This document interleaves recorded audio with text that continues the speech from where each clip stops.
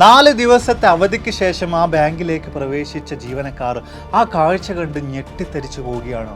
അവിടെ വലിയൊരു കൊള്ള തന്നെ നടന്നു കഴിഞ്ഞിരിക്കുന്നു. ഏറെക്കുറെ 2000 കോടി രൂപക്കും മുകളിൽ വരുന്ന വസ്തുക്കൾ അവിടെ നിന്ന് മോഷണം പോയി കഴിഞ്ഞിരിക്കുന്നു. പക്ഷേ ഒരു വാതിൽ പോലും തകർക്കാതെ, തുരങ്കങ്ങളോ മറ്റോ നിർമ്മിക്കാതെ എങ്ങനെയാണ് കള്ളന്മാർക്ക് ഈ ഒരു കാര്യം സാധ്യമായത്? ആരാണ് ഇത്രയും വലിയ കൊള്ളക്ക് പുറകിൽ പ്രവർത്തിച്ചത്? ഞാൻ നിങ്ങളെ സ്വാഗതം ചെയ്യുന്നത് ലണ്ടൻ നഗരത്തെ പിടിച്ചുകുലുക്കിയ ഏറ്റവും വലിയ കൊള്ളയുടെ യഥാർത്ഥ സംഭവകഥയിലേക്കാണ്. Back to F world of look.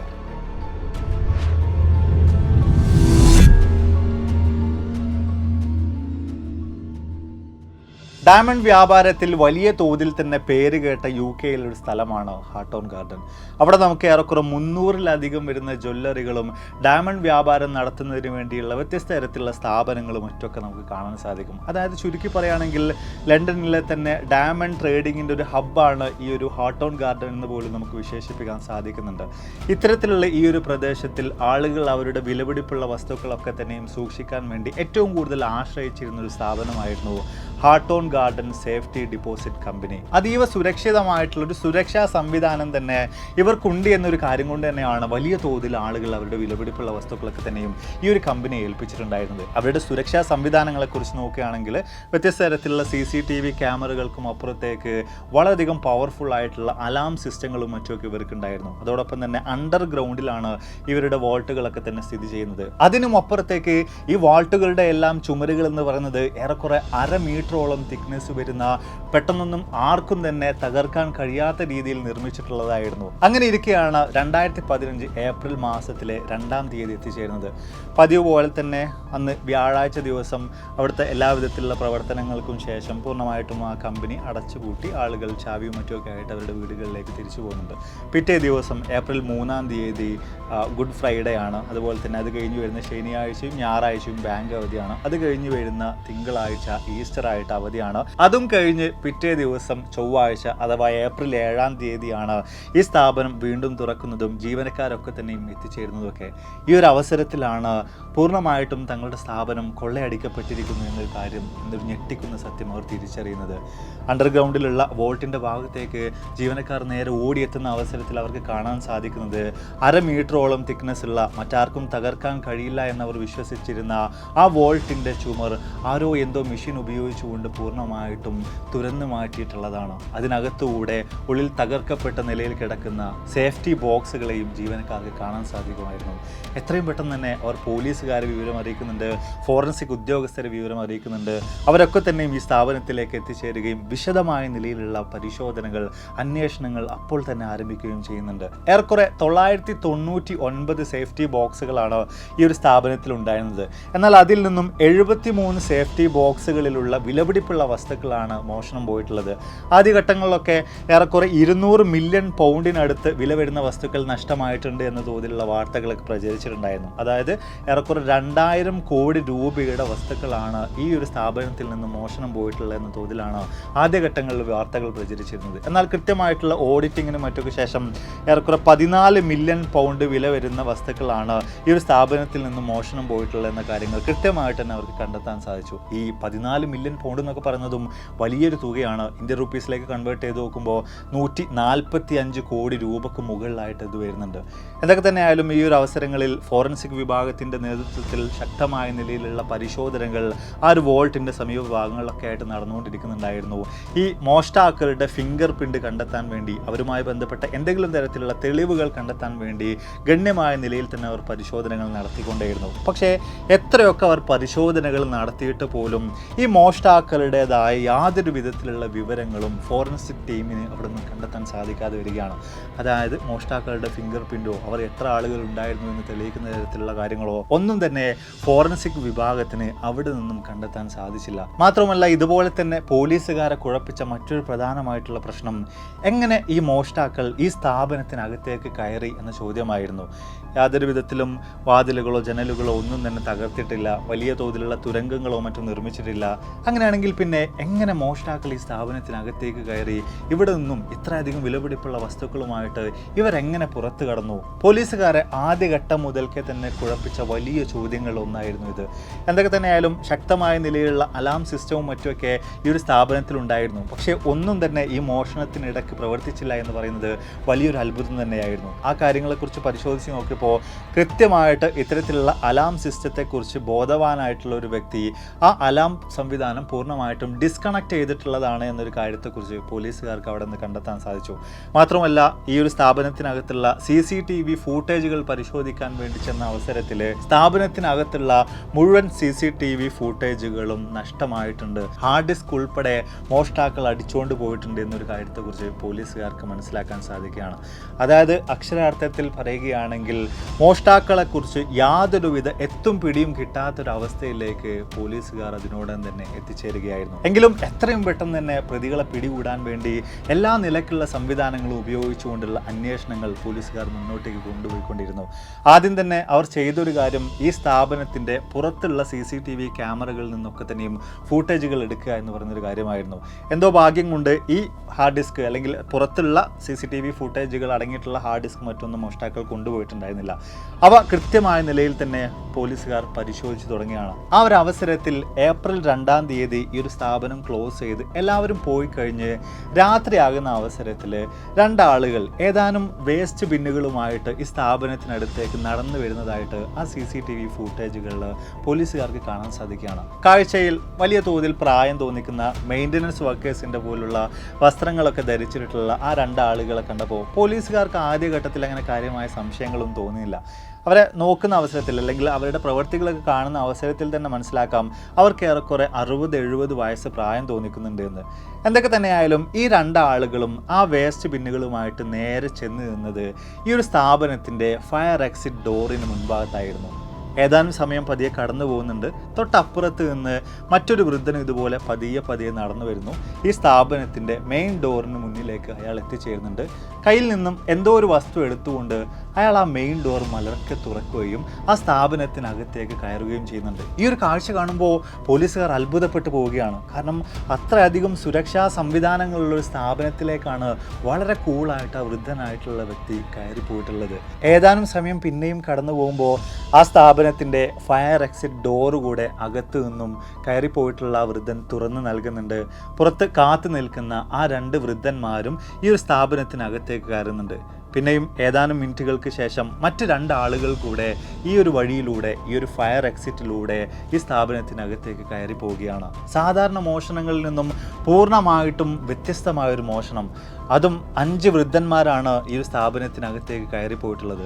അപ്പോഴും യുവാക്കളായിട്ടുള്ള അല്ലെങ്കിൽ ചോരത്തിളപ്പുള്ള അത്യാവശ്യം കാര്യങ്ങളൊക്കെ ചെയ്യാൻ പ്രാപ്തിയുള്ള ആളുകളായിരിക്കും ഇത്തരം മോഷണത്തിലേക്ക് ഇറങ്ങിത്തിരിക്കുന്നത്. എന്നാൽ ഇവിടെ പൂർണ്ണമായും വൃദ്ധരായിട്ടുള്ള ബോഡി ലാംഗ്വേജിൽ നിന്ന് തന്നെ മനസ്സിലാക്കാൻ പാകത്തിന് വലിയ അസ്വസ്ഥതകളുള്ള ആളുകളാണ് ഈ ഒരു സ്ഥാപനത്തിനകത്തേക്ക് മോഷണത്തിന് വേണ്ടി കയറി പോയിട്ടുള്ളത്. അതും ഈ ആളുകളൊക്കെ തന്നെയും അവരുടെ മുഖം മറച്ചിട്ട് തന്നെയാണ് ഈ സ്ഥാപനത്തിലേക്ക് കയറിയിട്ടുള്ളത്. പോലീസുകാർ പിന്നെയും വിശദമായ നിലയിൽ തന്നെ ഈ CCTV ഫൂട്ടേജുകൾ പരിശോധിച്ചു തുടങ്ങിയാണ്.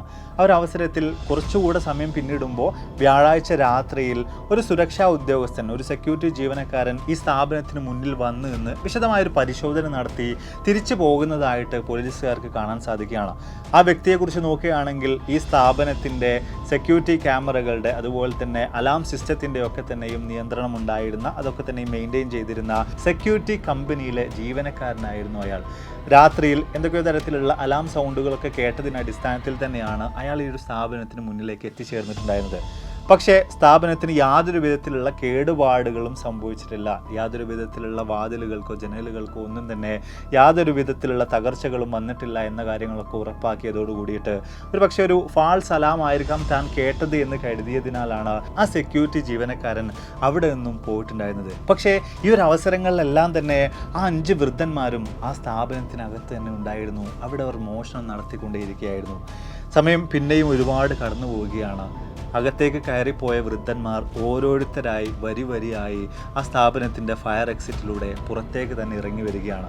പക്ഷേ അവർ അകത്തേക്ക് കൊണ്ടുപോയിട്ടുണ്ടായിരുന്ന വേസ്റ്റ് ബിന്നുകളോ കവറുകളോ വെയിറ്റ് തോന്നിക്കുന്ന നിലയിലുള്ള ഒരു വസ്തുക്കളും അവരുടെ കൈവശം അപ്പോൾ ഉണ്ടായിരുന്നില്ല. എല്ലാ വസ്തുക്കളും അകത്ത് തന്നെ ഉപേക്ഷിച്ച് പുറത്തേക്ക് ഇറങ്ങിയ നിലയിലാണ് ഈ ആളുകളെ എല്ലാം തന്നെ ഈ ഒരു അവസരങ്ങളിൽ കാണാൻ സാധിച്ചത്.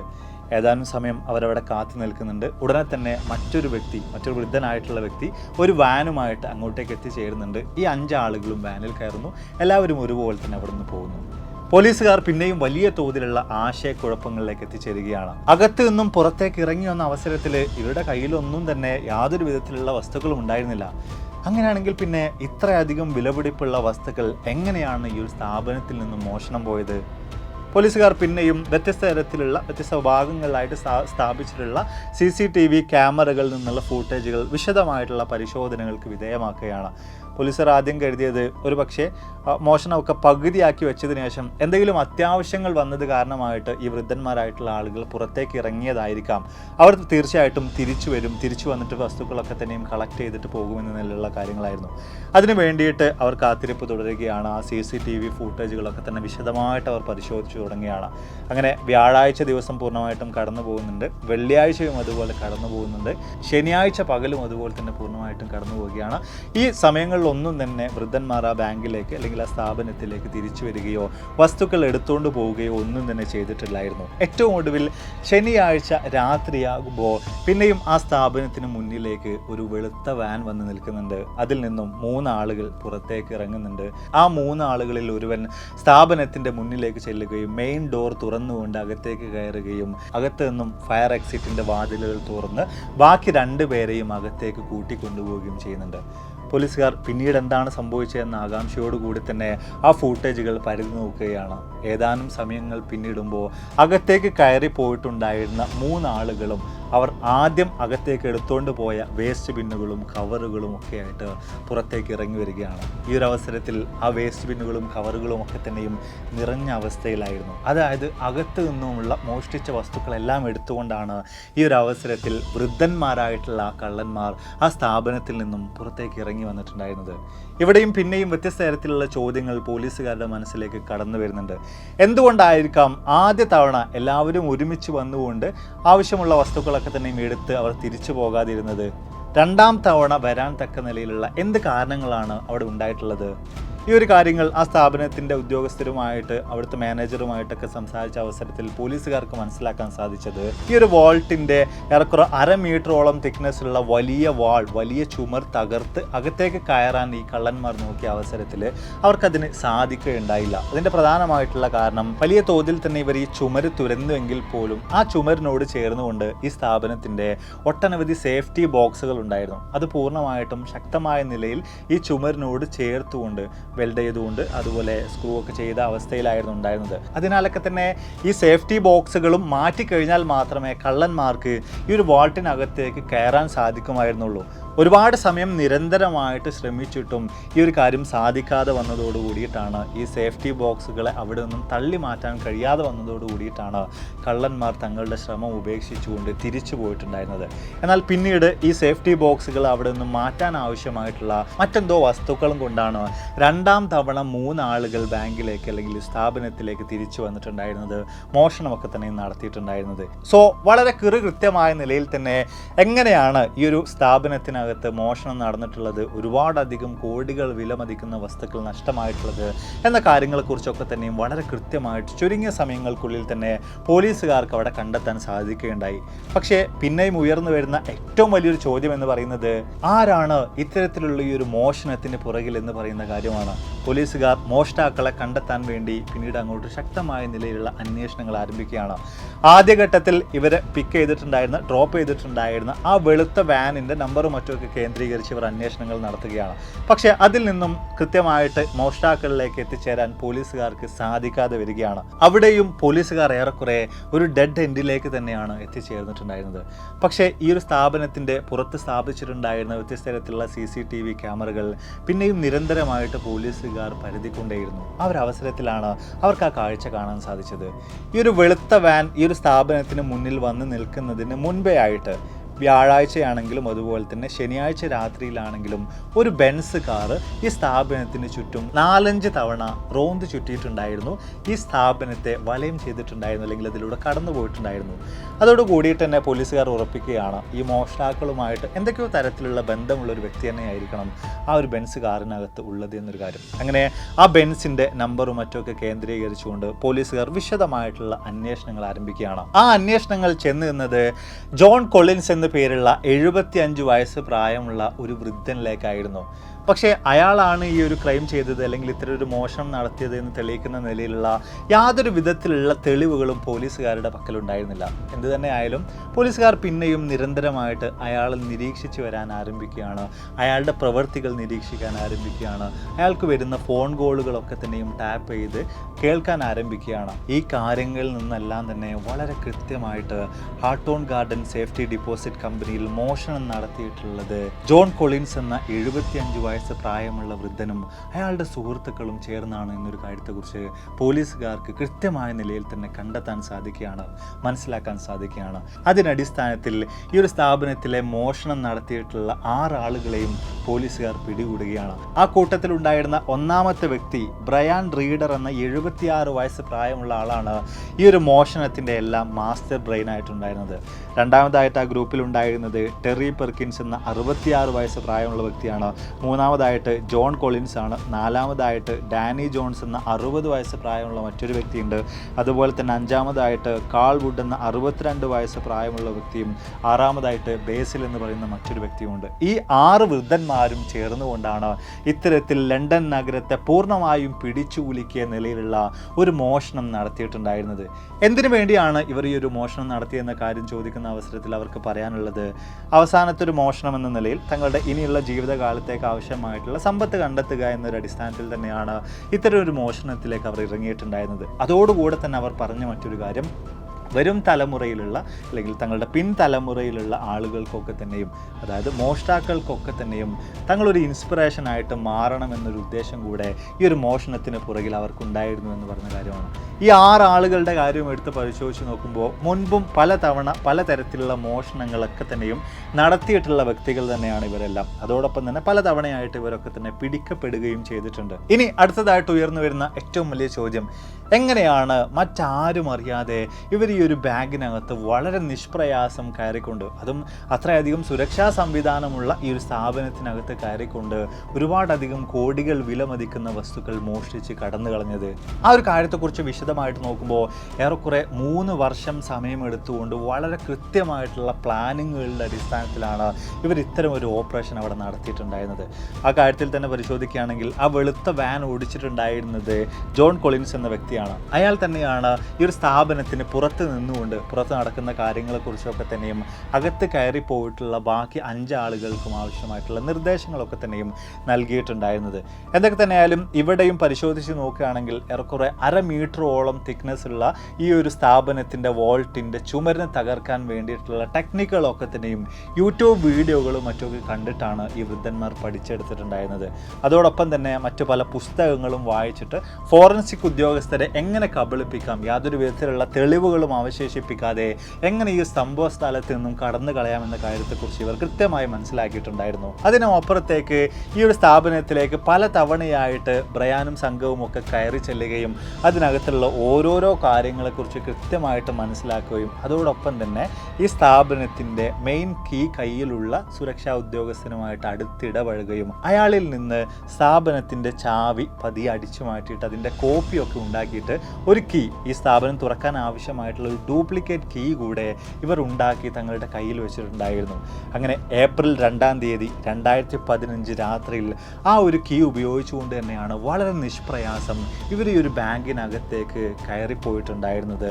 വ്യത്യസ്ത തരത്തിലുള്ള കാര്യങ്ങളൊക്കെ തന്നെയും ചെയ്തിട്ടുണ്ടായിരുന്നത്. പക്ഷേ ഡ്രില്ലറുകളും മറ്റൊക്കെ ഉപയോഗിച്ചുകൊണ്ട് വോൾട്ടിൻ്റെ ചുമർ തകർത്തുവെങ്കിൽ പോലും സേഫ്റ്റി ബോക്സുകൾ മാറ്റാൻ കഴിയാതെ വന്നതോട് കൂടിയിട്ട് ഈ ഒരു വോൾട്ടിനകത്തേക്ക് കയറാൻ ഇവർക്ക് സാധിക്കാത്തൊരവസ്ഥ വരികയാണ്. നിരന്തരമായി കൃത്യമായിട്ട് പല നിലക്കും ഈ ഒരു സേഫ്റ്റി ബോക്സുകൾ മാറ്റാൻ വേണ്ടി ഇവർ ശ്രമിച്ചു എങ്കിൽ കൂടെയും അവർക്കതിന് സാധിക്കാതെ വരികയാണ്. അങ്ങനെയാണ് ഏപ്രിൽ 2-ാം തീയതി വ്യാഴാഴ്ച രാത്രിയിൽ തങ്ങളുടെ ആ മിഷൻ ഉപേക്ഷിക്കാം, എല്ലാം ഇവിടെ ഉപേക്ഷിച്ച് തിരിച്ചു പോകാം എന്നൊരു ചിന്തയിലേക്ക് അവരെല്ലാവരും ഒരുപോലെ തന്നെ എത്തിച്ചേരുന്നത്. അങ്ങനെയാണ് തങ്ങൾ കൊണ്ടുവന്നിട്ടുണ്ടായിരുന്ന വേസ്റ്റ് ബിന്നുകളും കവറുകളും ഒക്കെ തന്നെ ഈ ഒരു സ്ഥാപനത്തിനകത്ത് ഉപേക്ഷിച്ചുകൊണ്ട് ഈ 5 ആളുകളും സ്ഥാപനത്തിന് പുറത്തേക്ക് ഇറങ്ങുന്നത്. പക്ഷേ അവർ തിരിച്ചെത്തിയതിനു ശേഷം വീണ്ടും ആലോചിച്ചപ്പോൾ തങ്ങൾ ചെയ്യുന്നത് വലിയൊരു മണ്ടത്തരമല്ലേ എന്നൊരു ചിന്തയിലേക്ക് അവർ എത്തിച്ചേരുകയാണ്. പക്ഷേ ബ്രയാൻ വീണ്ടും തിരിച്ചു പോയിട്ട് ആവശ്യമായിട്ടുള്ള വസ്തുക്കളൊക്കെ തന്നെ മോഷ്ടിക്കുക എന്നൊരു കാര്യത്തോട് പൂർണ്ണമായിട്ടും വിയോജിപ്പ് പ്രകടിപ്പിക്കുകയുണ്ടായി. എന്നാൽ ബാക്കിയുള്ളവരുടെ കാര്യം അങ്ങനെ ആയിരുന്നില്ല. നമ്മൾ ഇത്രയും കാലം കഷ്ടപ്പെട്ടതല്ലേ, അതിനാൽ തീർച്ചയായിട്ടും സ്ഥാപനത്തിലേക്ക് തിരിച്ചു കയറണം, അവിടെ നിന്നും നമുക്ക് ആവശ്യമായിട്ടുള്ള വസ്തുക്കളൊക്കെ തന്നെ എങ്ങനെയും കൈക്കലാക്കണം എന്നൊരു ചിന്തയായിരുന്നു ബാക്കിയുള്ള 5 ആളുകൾക്കും ഉണ്ടായിരുന്നത്. അതിനടിസ്ഥാനത്തിലാണ് ഒരു ദിവസത്തിന് ശേഷം ശനിയാഴ്ച രാത്രിയിൽ 4 ആളുകൾ പിന്നെയും ആ ഒരു സ്ഥാപനത്തിനകത്തേക്ക് കയറി ചെല്ലുന്നത്. ഈ പ്രാവശ്യം അവരുടെ പക്കലായിട്ട് ഒരു ഹൈഡ്രോളിക് പമ്പ് കൂടി ഉണ്ടായിരുന്നു, പ്രഷർ പമ്പ്. അതിൻ്റെ സഹായത്തോടു കൂടെ വളരെ കൃത്യമായ നിലയിൽ തന്നെ ഈ ഒരു വോൾട്ടിനകത്ത് സ്ഥാപിച്ചിട്ടുള്ള ആ സേഫ്റ്റി ബോക്സുകൾ തകർക്കാനും അതിലൂടെ കൃത്യമായിട്ട് വോൾട്ടിനകത്തേക്ക് കയറിയിട്ട് തങ്ങൾക്ക് ആവശ്യമായിട്ടുള്ള വസ്തുക്കളൊക്കെ തന്നെയും കൈക്കലാക്കാനും ഈ വൃദ്ധന്മാർക്ക് അന്ന് സാധിക്കുകയുണ്ടായി.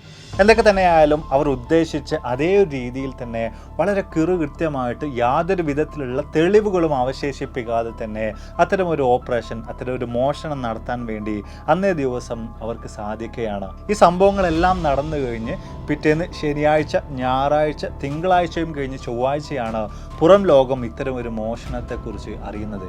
പക്ഷെ എന്തൊക്കെ തന്നെയായാലും ഇവിടെ ഇത്തരത്തിൽ വലിയൊരു മോഷണം നടത്തി കോടികൾ വിലമതിക്കുന്ന വ്യത്യസ്ത തരത്തിലുള്ള വസ്തുക്കളുമായിട്ട് ഈ മോഷ്ടാക്കൾ തങ്ങളുടെ താവളത്തിലേക്ക് തിരിച്ചെത്തുകയും ആ വസ്തുക്കളൊക്കെ തന്നെയും അവർ വീതിച്ചെടുക്കുകയും ചെയ്യുകയാണ്.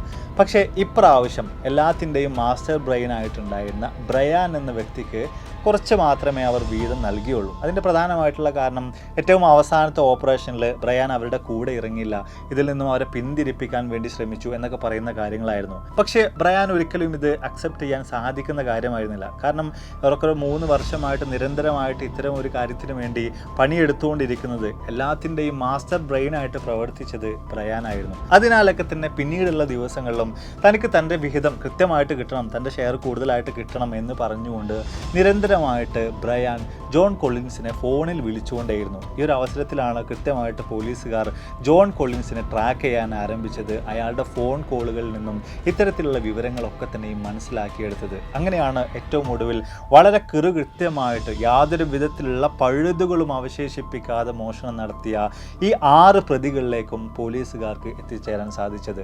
2015 തന്നെ കൃത്യമായിട്ട് പോലീസുകാർ 5 പ്രതികളെ പിടികൂടിയിട്ടുണ്ടായിരുന്നു.